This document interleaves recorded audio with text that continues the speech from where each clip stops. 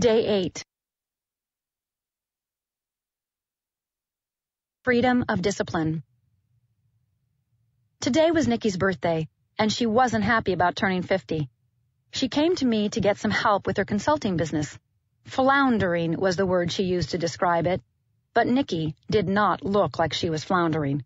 She was dressed to impress. Her tight-fitting gray fleck sweater showed off her toned physique. To finish the look, she wore gray flannel pleated pants with a chrome belt that looked like it cost a fortune. She seemed to be doing very well, except she was sitting here telling me her business was going under, and fast. I needed some perspective. I asked her to define 2 words that I knew would give me the answers I needed. I invite you to define them for yourself. Define freedom. Define discipline. When I was struggling in my business, I defined these 2 words for myself, and the answer shocked me. I defined discipline as confining and rigid, while freedom was doing whatever I wanted whenever I wanted to. I remembered that as I took a peek at Nikki's definitions. Nikki's definition of freedom: being able to take a vacation when I want to, owning 3 houses, getting my pilot's license, working wherever suits me, no ties, strings, or restrictions, taking care of my needs. Nikki's definition of discipline: no spontaneity, doing what's required, going back to school, people telling me what to do, being bored, waking up at the same time every day, eating 6 small meals a day. I wasn't surprised. Nikki had the classic symptoms of someone wanting the trappings of success, but being unwilling to work for them. Many people are held back by their lack of understanding of what true discipline takes and what real freedom gives. True discipline takes heightened awareness and self-mastery. In the past, I thought if I followed a daily schedule, I was sacrificing freedom. I didn't understand that, in reality, there is no such thing as sacrifice. There are only choices. Learning the value of discipline taught me how to make consistent choices that continually empower me. My decisions are no longer all over the place. They're focused, clear, and consistent. Nikki needed a dose of discipline. I asked her if she was willing to take responsibility for her business failing. She tried to sell me on the fact that her customers were demanding and fussy, so no one could win them over. It wasn't her, she assured me. It was them. That wasn't going to work for me. I asked her again, "Are you willing to take full responsibility for your business going under?" If she was, there was hope. If she didn't, she was going to continue the cycle of success and failure, success and failure. While Nikki was pondering her answer, I put away my pen and paper and shoved my arm through the sleeve of my leather coat. "Okay," she said, "it's my fault. I guess I didn't want to work that much. I always thought working for yourself was the easy way to riches, but I guess I'm wrong." I sat down and looked her in the eye and said, "It's time to get to work." I explained to Nikki that discipline was the key to freedom. In actuality, freedom could not be attained without it. True freedom includes an ability to focus, inner peace, self-acceptance, and clarity of intention, things that cannot be obtained without the rigors of applied discipline. Years ago, I rebelled against discipline just as Nikki had. I wanted freedom, and being a child of the 60s, my definition of freedom was needing nothing but love. But I soon found out love wasn't going to be enough, especially since I had a hard time believing anyone loved me because I didn't love myself, or trusted me because I could not count on myself, or thought I was good enough because I didn't either. I wanted proof of love without intimacy. I wanted results without consistent hard work. I wanted to be given responsibility before I earned it. I wanted it because I thought I deserved it. I was one of those typical people who cried when she didn't get a break, but never did anything to make the opportunity happen. When I was a waitress in my 20s, I used to complain incessantly about my boss because I was convinced I knew more than he did. Whether I was right or not wasn't the point. I wanted all the benefits of management, yet didn't want the long hours or the low pay. I made more in tips in a week than my boss did in his paycheck. I didn't care if it wasn't fair. I figured that since I had the highest sales of any waitress in the place, I should get extra benefits, like being able to come in late or cut out of work early. I wanted to be treated like the owner of the restaurant without doing the work of getting there. I thought I deserved it. I always find the word deserving fascinating. Usually the folks who actually deserve it don't ask for it from anyone else. They are busy going out and getting it for themselves. The folks who think they do deserve it are usually so focused on what they aren't receiving from others, whether it's respect or money, they aren't getting down to business. That was me in the restaurant. I was so busy complaining about the management's lack of appreciation, I couldn't get on with my life and find the work I was meant to do. My pettiness kept me from finding my purpose. Deserving success without discipline would not have been the kind of freedom I truly craved. It would have been empty. In fact, my life was empty until I realized the only way to obtain freedom is through self-discipline. I began to understand that self-discipline would give me the tools and skills I required to succeed, and I would be doing what needed to be done. In the long run, that would give me the confidence to count on myself.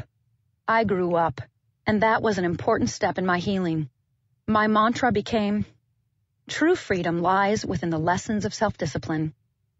Now, I had to put Nikki on a discipline regime. She wouldn't like it at first, but I knew that within 3 months, she would see the benefit and feel a freedom that, until now, had only been a fantasy. I asked Nikki how many hours a day she worked. What did she work on? What distracted her?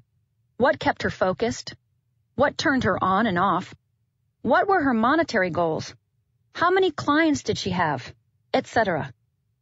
When all my questions were answered, Nikki told me she had never before so thoroughly examined her business. Answering the hard questions can take its toll emotionally. Who wants to face their fear of failure? But Nikki hung in there like a trooper. It was then I knew she was willing to be true to herself. I asked Nikki to complete a life log. It is a daily list of her hour-by-hour activities. I also wanted her to keep track of which activities ignited her passion and if the activity moved her business forward. I gave Nikki symbols to make it easy. Every hour on the hour, I asked Nikki to write down the specific activity she was engaged in. Then, she was to label the activity with a P if it increased her passion or an NP if it had no passion, as well as indicating an arrow up if it moved her business forward or an arrow down to indicate a decrease in business. Also, I asked her to add up her working hours versus play hours. To assure her that it wasn't all about business and no play, I emphasized that taking care of herself in moderation would eventually support an increase in business. We agreed to meet in 1 week.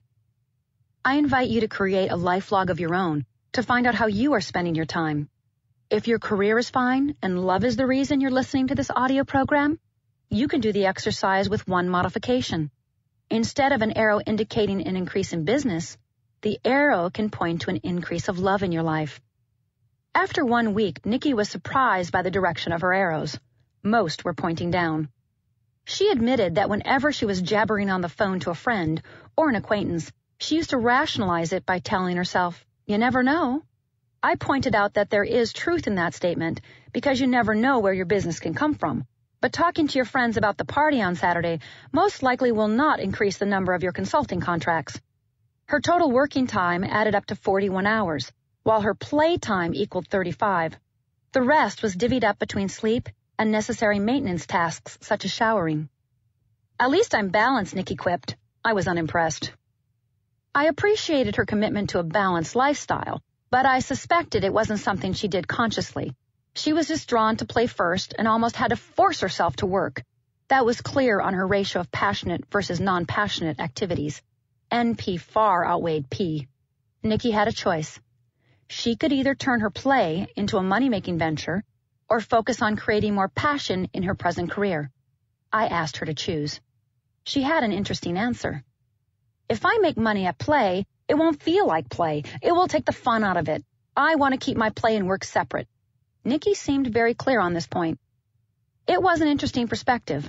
I wasn't convinced she was telling me the truth, but as always, I focus on what the client wants to make happen.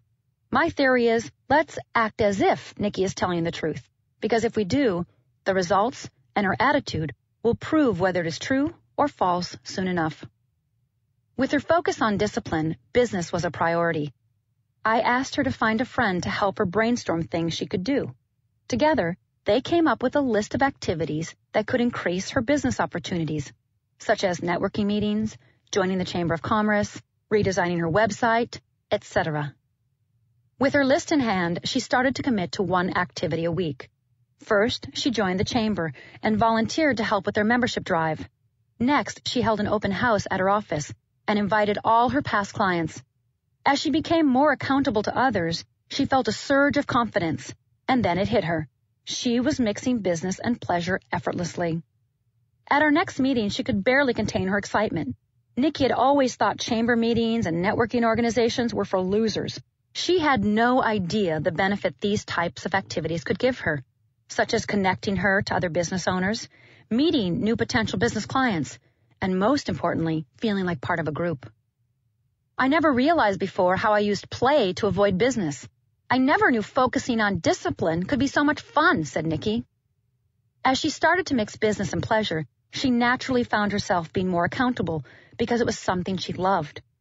Holding herself accountable and showing up for the weekly networking meetings and volunteering regularly at the chamber had opened a door for Nikki. Through becoming more disciplined, she used her time wisely and started to think of the big picture rather than just making decisions based on her mood. What was really neat is she found her passion again, and her business started to take off. All because she was willing to put more on her plate, not less. Discipline helped her accomplish everything more easily than she had ever imagined. Are you disciplined? Today, practice disciplined freedom. Learning more about how you live your life right now is an opportunity to find out where you are true to yourself.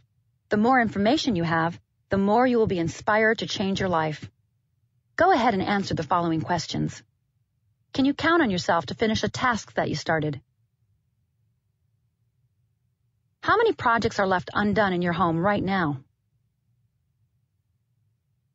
What would your life look like if you were disciplined? What could you accomplish if you were disciplined? Being truthful with yourself is an important step in self-discovery. I don't think people lie to themselves on purpose, but in truth, we do make up reasons why we can't or can do things. Discipline gets a bad rap, and our dreams go by the wayside. Understanding the difference between discipline and freedom will give you the assurance you need to do what must be done with less fear. Your willingness to become more disciplined tells me how committed you are to being true to yourself and changing your life. Focus on one area of your life at a time, or on building one skill at a time. This will support you in becoming disciplined without getting overwhelmed. Be sure to acknowledge your progress.